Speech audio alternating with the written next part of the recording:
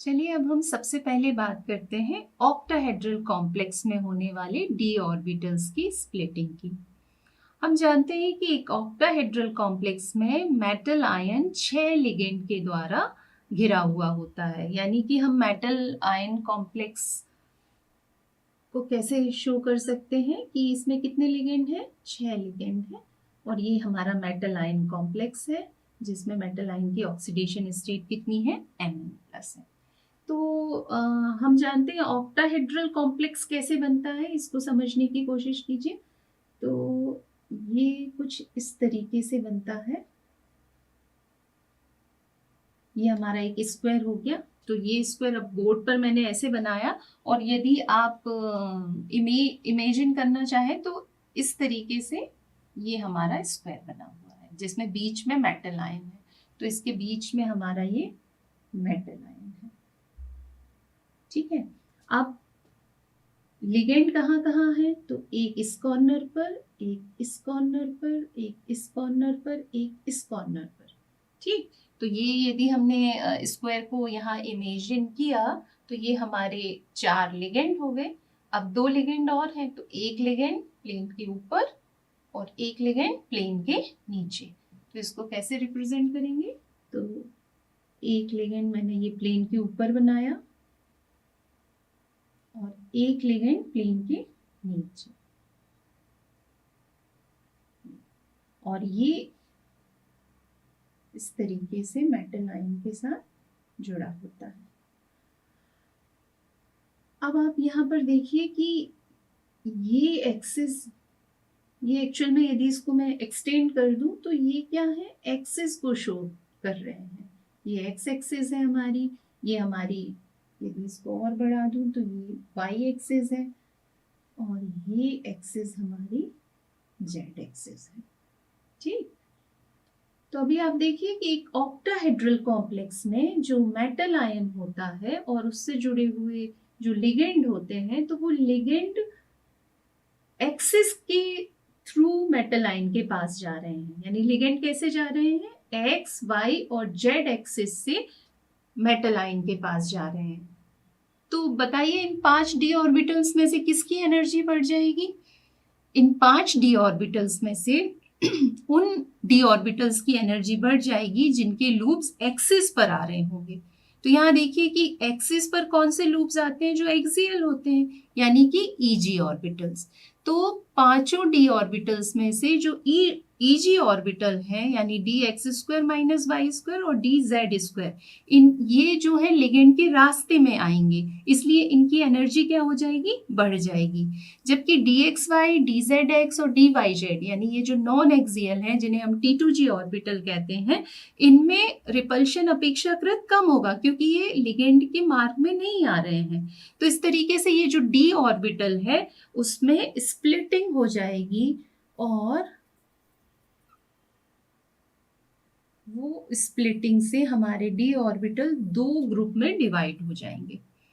यदि मैं ground state बनाती हूँ किसी मेटल आयन की, तो उस मेटल आयन की ग्राउंड स्टेट में डी ऑर्बिटल की एनर्जी को इस तरीके से रिप्रेजेंट करते हैं। ये ग्राउंड स्टेट है।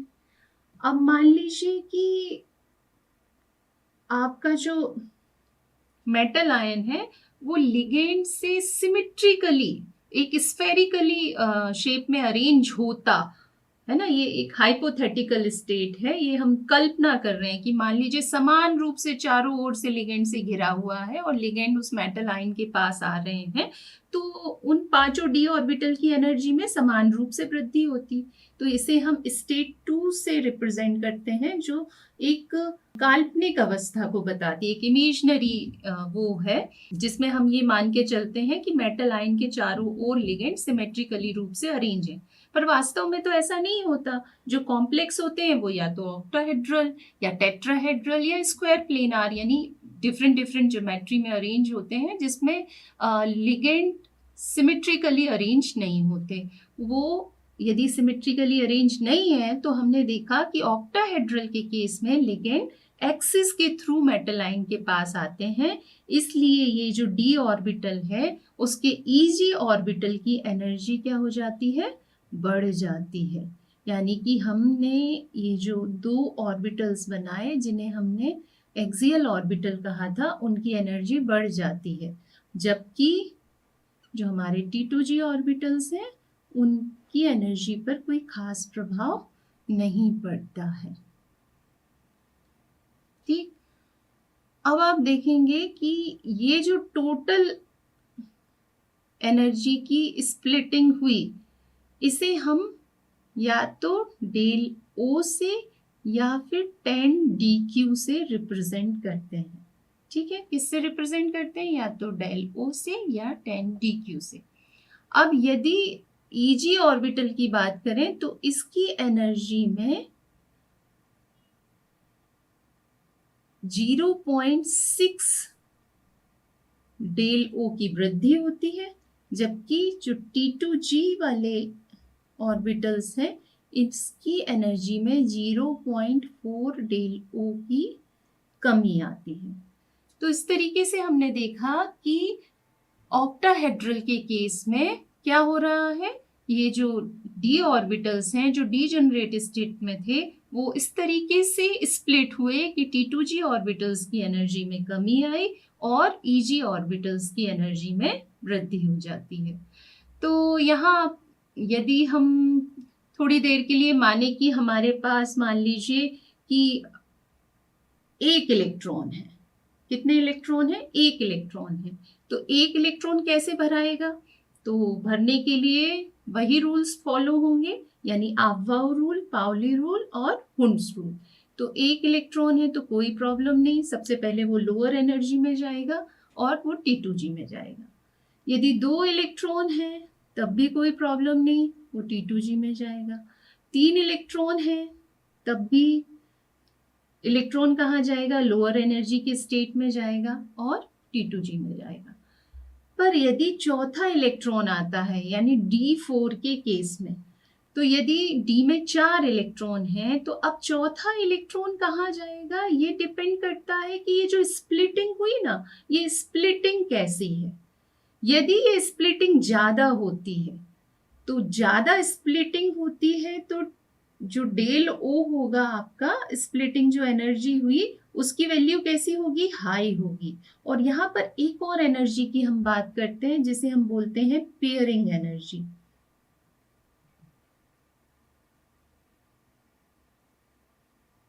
इसे हम P से डिनोट करते हैं। तो देखिए 2 कंडीशन बन रही है। यदि डेल ओ की वैल्यू यानी स्प्लिटिंग जो एनर्जी है, ये एनर्जी का जो डिफरेंस है वो ज्यादा है किसके कंपैरिजन में? पेयरिंग एनर्जी के कंपैरिजन में। ये पेयरिंग एनर्जी क्या है? देखिए इलेक्ट्रॉन को पेयर होने के लिए जब वो इलेक्ट्रॉन आता है तो चूंकि दोनों पर निगेटिव चार्ज है, इसलिए जब वो एक ही ऑर्बिटल में आते हैं तो उनके बीच रिपल्शन होता है।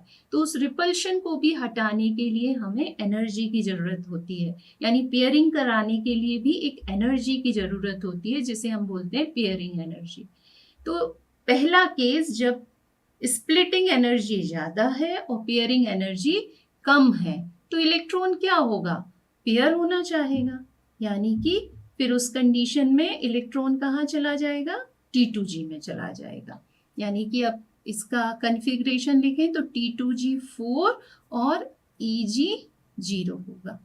पर यदि दूसरी कंडीशन की बात करें तो हो सकता है कि स्प्लिटिंग एनर्जी कम हो और पेयरिंग एनर्जी ज्यादा हो। तो यदि पेयरिंग एनर्जी ज्यादा है और स्प्लिटिंग एनर्जी कम है तो वो पेयर क्यों होना चाहेगा? वो क्या करेगा? वो पेयर ना होकर कहाँ चला जाएगा? उस कंडीशन में वो Eg में चला जाएगा। और जब वो Eg में जाएगा तो आपका कन्फिग्रेशन क्या हो जाएगा? T2G3 Eg1। क्लियर?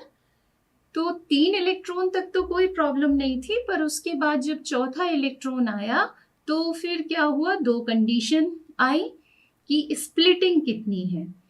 वो लिगेंड जो स्प्लिटिंग ज्यादा कराते हैं, यानी कि जिनके लिए डेल्टा ओ की वैल्यू ज्यादा होती है, वो स्ट्रॉन्ग लिगेंड कहलाते हैं।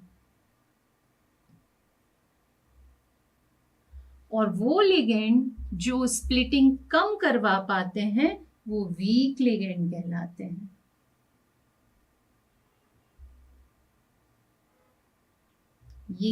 ये आपके प्रबल लिगेंड है, स्ट्रॉन्ग लिगेंड है। तो जब स्ट्रॉन्ग लिगेंड होता है तो डी ऑर्बिटल की स्प्लिटिंग ज्यादा होती है, यानी ये जो एनर्जी का डिफरेंस है वो ज्यादा मिलता है।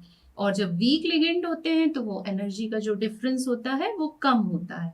तो स्ट्रॉन्ग लिगेंड के केस में क्या होता है, पेयरिंग होती है। और यदि वीक लिगेंड होता है तो पेयरिंग ना होकर क्या होता है, हाई एनर्जी के ऑर्बिटल में इलेक्ट्रॉन पहुंच जाता है। तो देखिए जब पेयरिंग होती है तो उसे हम कहेंगे, स्पिन क्या हो गया था हमारा, पेयरिंग हुई थी तो देखिए यहाँ 2 इलेक्ट्रॉन आ गए थे, तो अनपेयर्ड इलेक्ट्रॉन कितने बचे थे, 2। तो यहाँ पर उसको हम कहते हैं लो स्पिन कॉम्प्लेक्स।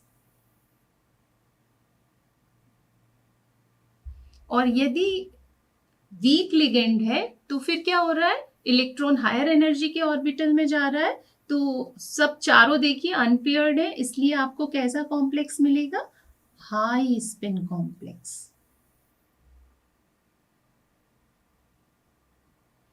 ठीक है, तो इस तरीके से हमने देखा कि ऑक्टाहेड्रल के केस में किस तरीके से इलेक्ट्रॉन की फीलिंग होती है। अब आप चाहें तो 4 की जगह 5 इलेक्ट्रॉन करें, 5 इलेक्ट्रॉन करेंगे तो क्या फिर से 2 कंडीशन होंगी, पहले 3 इलेक्ट्रॉन तो T2G में जाएंगे, उसके बाद चौथा इलेक्ट्रॉन कहाँ जाएगा, ये डिपेंड करेगा कि आपका लिगेंड कैसा है। यदि स्ट्रॉन्ग लिगेंड होगा तो स्प्लिटिंग ज्यादा होगी और पेयरिंग एनर्जी की वैल्यू कम होगी, और पेयरिंग एनर्जी की वैल्यू कम है तो फिर पेयरिंग पहले होगी, यानी कि उस केस में D5 के लिए, स्ट्रॉन्ग लिगेंड के केस में क्या हो जाएगी, पेयरिंग हो जाएगी, तो T2G 5 हो जाएगा और EG 0 रहेगा। जबकि यदि ये वीक लिगेंड है तो फिर पेयरिंग नहीं होगी, T2G में सिर्फ 3 इलेक्ट्रॉन हो जाएंगे और EG में 2 इलेक्ट्रॉन पहुंच जाएंगे। तो इस तरीके से ये ऑक्टाहेड्रल कॉम्प्लेक्स के लिए हमने डी ऑर्बिटल्स की स्प्लिटिंग देखी, और इस आधार पर हम विभिन्न ऑक्टाहेड्रल कॉम्प्लेक्स में इलेक्ट्रॉन्स की फिलिंग भी करवा सकते हैं।